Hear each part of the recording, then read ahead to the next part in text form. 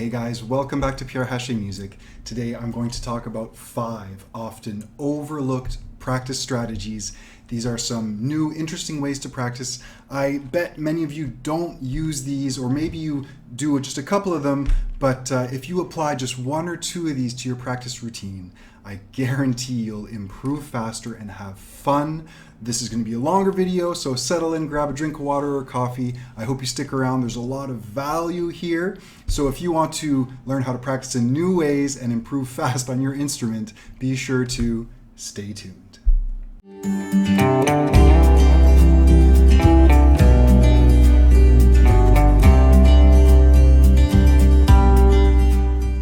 So my first often overlooked practice strategy would be to work directly with recordings. You want to work intimately with the recordings of the songs that you're practicing, and you can really get a lot of value out of that, a lot of details. Let your ears guide you. Now, there's many ways to practice with recordings. For example, you could simply just listen to it before practicing to get a sense of the rhythm, to get a more clear idea of how the melody goes or the strumming pattern goes before you practice it. So just listen to it once or twice, maybe even just a minute of it to kind of get it in your ears before you play it. A little more advanced, but also a really great tool would be to play along directly with the recording. This can be challenging. It's a real listening exercise to try and stay at the right speed, but it's an awesome way to practice, to play along with your favorite songs. Now, one trick, I'll probably mention it once or twice in this video, is to slow the recording down. Now in YouTube, there's a little gear box maybe down there on this side, and if you click on the gear settings and playback speed and go to like 0.75 speed, for example, anything a little slower, it can make it way easier to play along to something and to do some of these other strategies when it comes to listening or working with recordings. For example, you could use the recording to find your singing note. Oh wait, where does the melody start? What's the first note? I'm having trouble singing it. So you just kind of listen again and try to sing that first pitch, for example. You could listen to it just to learn the lyrics. If you don't want to be stuck reading the lyrics, listen to it a few times to absorb the lyrics, learn them that way. You could even listen to a recording to copy an exact solo or a melody from a song. This is again a little more advanced, and slowing down the recording can really help. But in jazz, we call this lifting. When you copy some melody from a recording, you lift it and put it on your instrument. It takes a lot of work. It's something that at first would be very slow, 1 or 2 notes at a time, but that's an awesome exercise and a really good example of working closely with recordings. You could even figure out the chords of a song directly from a recording. Again, this is a little more advanced, but some of you might be able to do this, and it's an awesome way to learn songs. Skip the tabs, skip looking at the lyrics, and see if you can figure out, oh, hey, what do you know? It's another A minor, C, F, G kind of song. You can also figure out the exact timing of the lyrics and how they line up with the strumming pattern. So sometimes, the word starts before the first down, or the words only come in halfway through the measure. You want to pay attention to that, and that can help you piece together how to sing and strum a song at the same time. Go to the recording, slow it down, listen carefully, and see if you can tell kind of where in the strumming pattern, where in the measure do the lyrics start, or does a specific word land, syllable land. That can really help you piece it together. Be patient, listen to small sections over and over again, and you will get something out of it. I use recordings all the time when I'm teaching my students, whether it's to figure out how the melody goes, to figure out the strumming pattern that fits with the song. If I want to learn a song quickly, I'll kind of listen to it and figure out the chords on guitar. Often I go to guitar first because that was my first instrument, and it's a little quicker for me to figure out the chords there, and then I can transfer them to ukulele and use that to teach the students, depending whether they play guitar or ukulele, of course. I like playing along to songs that I'm practicing for students or for YouTube videos. It's just one of the best ways to learn music. You absorb it directly. Music is all about vibrations and emotions and kind of just transmitting that message, and why not go directly to the source? Sometimes there's mistakes in tabs. Sometimes the chords that you look up online aren't right. But if you work directly with the recording, you can get more information directly from the source, come up with your own way of playing it, your own strumming patterns, maybe even make some corrections to the chords, and develop your ears in the process. It's an awesome form of ear training. Hey guys, by the way, if you're getting value out of this, consider giving that like button a musical tap. It really, really helps me out. And consider subscribing for tons more beginner ukulele, guitar, and drum videos. Another awesome way to practice that some of you might not be doing often enough is to practice with a metronome. Now, you might say, oh, I don't have one. Come on, this is 2023. If you just type in Google metronome, there's one directly built into Google. It's great. Has a nice clear click sound. I recommend that one. There's many free apps you can download as well. I have metronome beats on my phone, but just look up free metronome app in the App Store and download a couple, try them out. It's an awesome practice tool and I strongly recommend it. You could practice everything from a single note to basic strumming patterns, basic rhythms, to scales, chord transitions, chord switches, or even songs along to a metronome. You can literally practice anything, and it's a really good way to develop your sense of time, your sense of rhythm, but also that kind of deep listening. When you're playing with the metronome, you really got to pay attention and catch yourself. Sometimes you get into the habit of playing right after the click or before the click. Try to play right on the click. It's tricky. I'm going to try and demonstrate for you. I'll play a C major scale on the ukulele along to a metronome at 80 BPM. This is a nice place to start. It's actually hard to play slow with a metronome. Going to 60, 50, 40 BPM is actually a really good exercise and more challenging. And speeding up, of course, is challenging as well. A nice comfortable speed to start is around 80. So check this out. So here is the metronome on Google. I'm going to turn up the volume just a bit to make sure you guys hear it. This is 80 BPM. Okay, and I'll play a C major scale, listening carefully.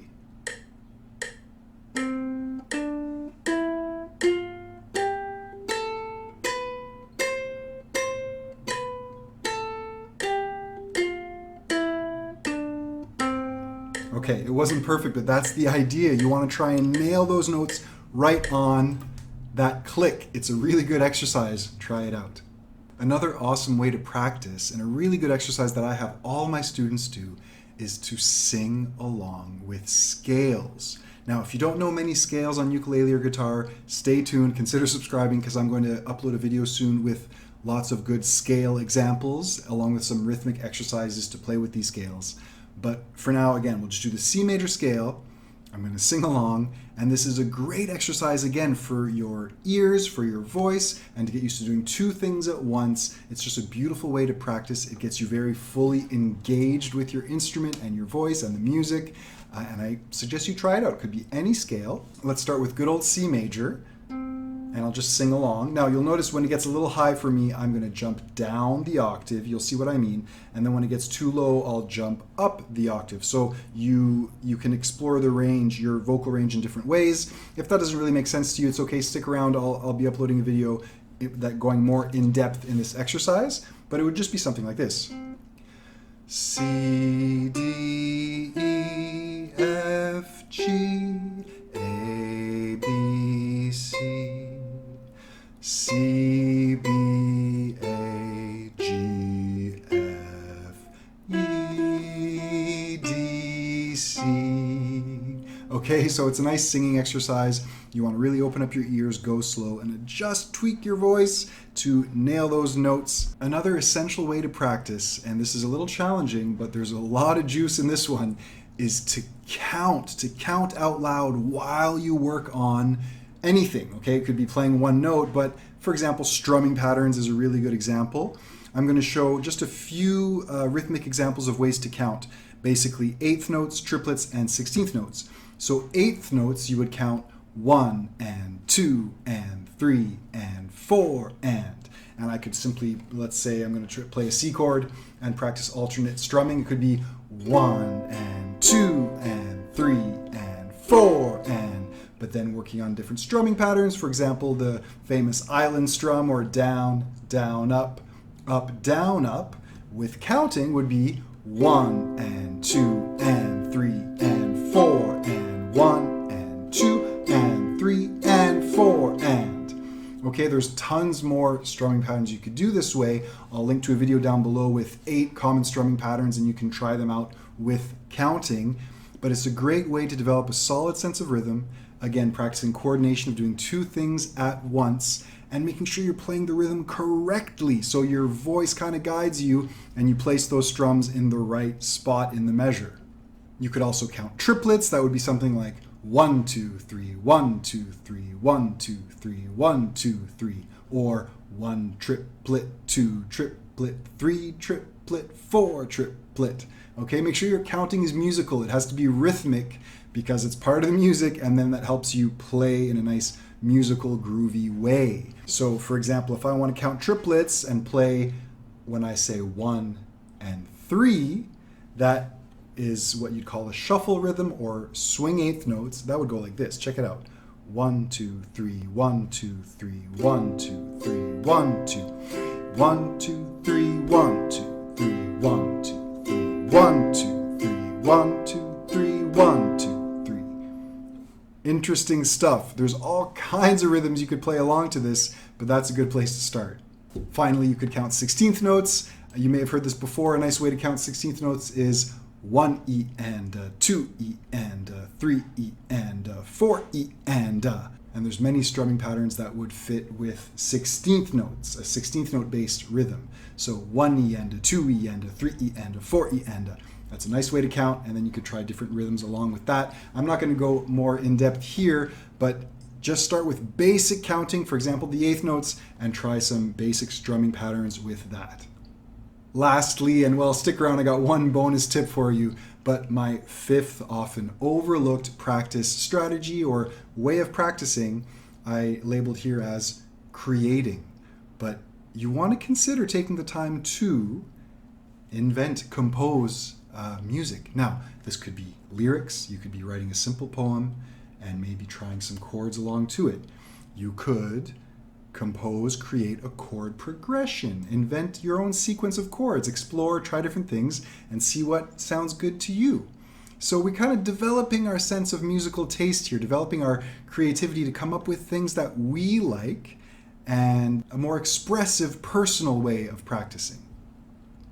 You could come up with a melody, whether it's something sung or played on the instrument.